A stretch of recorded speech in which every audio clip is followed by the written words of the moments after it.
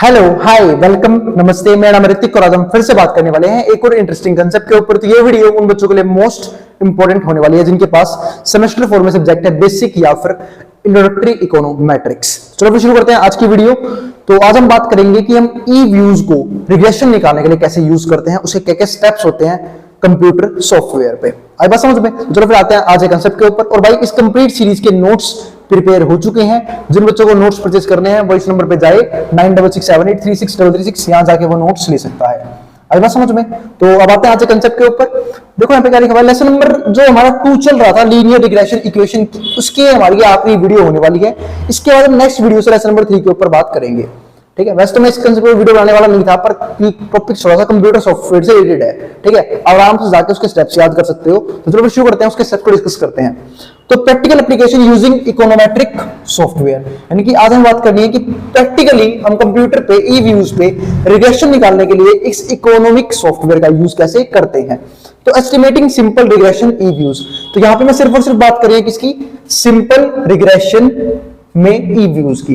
क्योंकि मैंने आपको बताया था रिग्रेशन इक्वेशन लीनियर में 2 तरह की होती है, simple linear regression equation, multiple linear regression equation. Simple में सिर्फ 1 वेरिएबल होता है, मल्टीपल रिग्रेशन इक्वेशन में बहुत सारे वेरिएबल्स होते हैं, वो भी इंडिपेंडेंट वेरिएबल्स की बात कर रहा हूं मैं। ठीक है, इसके ऊपर हम काफी बार बात कर चुके हैं और उम्मीद है आप लोग हर एक वीडियो को सीरीज वाइज देख रहे हो ताकि आपको किसी भी कंसेप्ट में कोई भी दिक्कत ना रहे। अब यहां पर देखो एस्टिमेटिंग सिंपल लीनियर रिग्रेशन इन ई व्यूज, तो उसके स्टेप्स क्या है। तो ई व्यूज हमारा याद होगा आप लोगों को, मैंने आपको कुछ सॉफ्टवेयर करवाए थे, उसमें से एक सॉफ्टवेयर हमारा ई व्यूज भी था। ठीक है, तो स्टेप में क्या है, open E views on your computer. सबसे पहले क्या है, ई व्यूज एक सॉफ्टवेयर है, यानी कि एक ऐप की तरह होता है, इसको हम क्या कर लेंगे, ओपन कर लेंगे। ठीक है, दूसरा क्लिक ऑन फाइल, फाइल के ऊपर क्लिक कर लेंगे, देन सेलेक्ट न्यू फाइल। तो हमें क्या बनानी है, नई फाइल बनानी है, क्योंकि हमें क्या बनाना है, नया लीनियर रिग्रेशन इक्वेशन। ठीक है, उसके ऊपर डाटा कलेक्ट करना है। तो click on file, then select new and choose work file to create new file. और मैं वर्क फाइल बनानी है ताकि हम क्या बना सके, नई फाइल को क्रिएट कर सके। तीसरा क्या है step, specify frequency of the data. Data की जो फ्रीक्वेंसी होगी वो मैं दिखाना पड़ेगा, स्पेसिफाई करना पड़ेगा। Specify frequency of data for time series, किस चीज के लिए, एक तो टाइम सीरीज डाटा के लिए। और select undated and irregular for cross sectional data, और हमें जितने भी अनडेटेड है या फिर इरेगुलर फ्रीक्वेंसीज बोल सकता हूं मैं, ठीक है, इरेगुलर ऑब्जर्वेशन सब हमें बतानी पड़ेगी वहां पे फॉर क्रॉस सेक्शनल डाटा। ठीक है, define the start and end of your data. फिर हमें करना पड़ेगा, जो भी हमारा डाटा सेट है उसका हमें 2 चीज डिफाइन करनी पड़ेगी, एक स्टार्ट कहां से करना है, दूसरा खत्म कहां पे करना है। ठीक है, E views will open a new window automatically creating a constant C and a residual series। तो जो ई व्यूज है ना वो ऑटोमेटिकली खुद क्रिएट कर देगा, क्या क्रिएट करेगा, हमारा कांस्टेंट C के साथ और एक रेसिडुअल सीरीज को, मतलब अपने आप एक सीरीज बना देगा। ठीक है, कौन, हमारा जो ई व्यूज हम सॉफ्टवेयर यूज कर रहे हैं। उसके बाद हमें करना क्या है, तो हमारे 3 स्टेप तो बहुत सिंपल है। पहला हमें क्या करना है, ये सॉफ्टवेयर ओपन करना है। दूसरा हमें फाइल क्रिएट करनी है, वो भी नई फाइल। तीसरा हमें स्टार्ट और एंड डिफाइन करना है, और जितने हमारे इरेगुलर वैल्यूज हैं वो हमें बतानी पड़ेंगी वहां पे। फिर वो अपने आप ही कर देगा, एक सीरीज बना देगा जिसमें क्या होगा, हमारा कांस्टेंट सी होगा। ठीक है, और रेसिडुअल सीरीज हमारी तैयार हो जाएगी। फिर आता है हमारा 4th step, on the command line type the following. ठीक है, अगर मतलब हमें क्या करना है, कमांड लाइन पे टाइप करना है, क्या टाइप करना है, generation x equal to 0, generation y equal to 0। फिर क्या करना है, प्रेस एंटर, फिर एंटर प्रेस करना है हमें। आई बात समझ में? ये GER का मतलब क्या होता है, यहाँ पे generation, generation x, generation y। अब इसे और क्या, दिस क्रिएट 2 न्यू सीरीज, तो इससे हमारी 2 नई सीरीज बनेगी। एक का नाम रखेंगे हम सीरीज x, एक का नाम रखेंगे हम series y with zeros for every observation, ताकि हमारे पास क्या आ सके, मतलब इसके पास क्या होगा, जीरोस होगा हर एक ऑब्जर्वेशन के पास। Open x and y as a group by selecting them. ठीक है, हमें x और y करना है, यहाँ पे ग्रुप बनाने हैं, ताकि कैसे बनाने हैं, और वो भी उनको सेलेक्ट करके, और फिर हम क्या कर देंगे, वही डबल क्लिक कर देंगे सेलेक्ट करने के लिए, double click with your mouse, या फिर आप एंटर भी प्रेस कर सकते हो। फिर क्या है हमारे पास 5th point, either type of data into E views और copy paste it from Excel. फिर जो भी डाटा आएगा, आयर टाइप ऑफ डाटा, ठीक है, इनटू ई व्यूज, जो ई व्यूज में आया, और copy paste it from Excel, चाहे वो एक्सेल से कॉपी पेस्ट कर रखा है, टू एडिट द डाटा और paste anything with E view cells, press the edit plus minus button.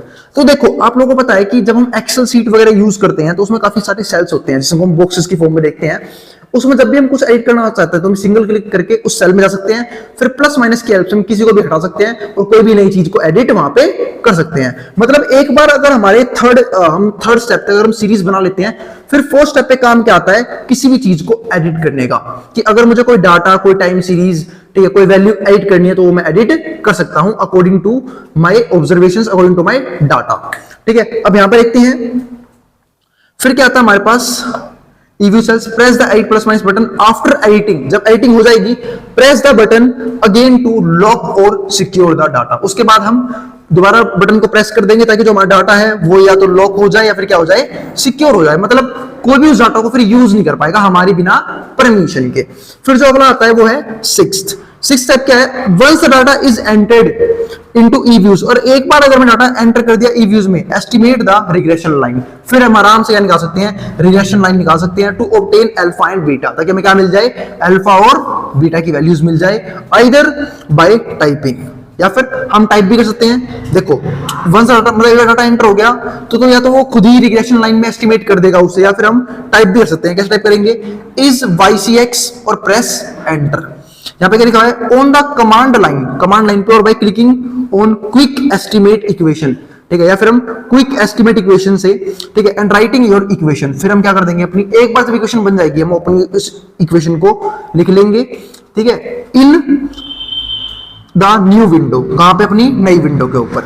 Note that EViews automatically chooses OLS, तो इस बात का ध्यान रखना कि जो EViews है ना, ठीक है, ये अपने हिसाब से OLS चूज करता है। OLS क्या होता है, जिसके ऊपर हमने बात करी थी प्रीवियस वीडियोस में, ordinary least squares as the estimation method, according to किसके, एस्टिमेशन मेथड के हिसाब से कि आप कौन सा एस्टिमेशन मेथड यूज कर रहे हो, या फिर वो कौन सा एस्टिमेशन मेथड यूज कर रहा है।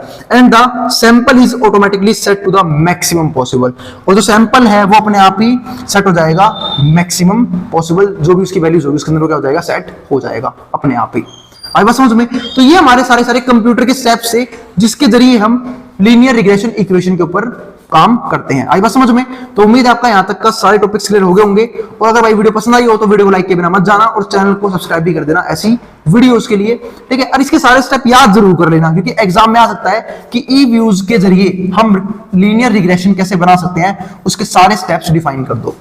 आई बात समझ में? तो काफी आसान टॉपिक था, ठीक है। ये सारे हमारे गिनती के कुछ स्टेप्स थे, 6 स्टेप हमने पढ़े हैं इस टॉपिक के अंदर, और 6 के 6 स्टेप आप लोगों को याद होने चाहिए। ऊपर के 3-4 काफी आसान है, नीचे बस थोड़ा सा ध्यान रखना, ठीक है। मिलते हैं भाई फिर अगली वीडियो में, और हमने इस कंप्लीट वीडियो में लीनियर रिग्रेशन इक्वेशन को कंप्लीट कर लिया है। इस वीडियो कंप्लीट वीडियो में नहीं, इस कंप्लीट चैप्टर के अंदर। अब हम लेसन नंबर 3 के ऊपर बढ़ेंगे आने वाली वीडियो से, जहां हम समझेंगे कि लेसन नंबर 3 में क्या क्या पढ़ना है, उसका मैं इंट्रोडक्शन दूंगा नेक्स्ट वीडियो के अंदर। और भाई अगर वीडियो पसंद आई हो तो वीडियो को लाइक के बिना मत जाना, और चैनल को सब्सक्राइब भी कर देना ऐसी वीडियोस के लिए। अब जिसको जो उतारना है उतार सकता है मेट्रो बोर्ड के सामने से।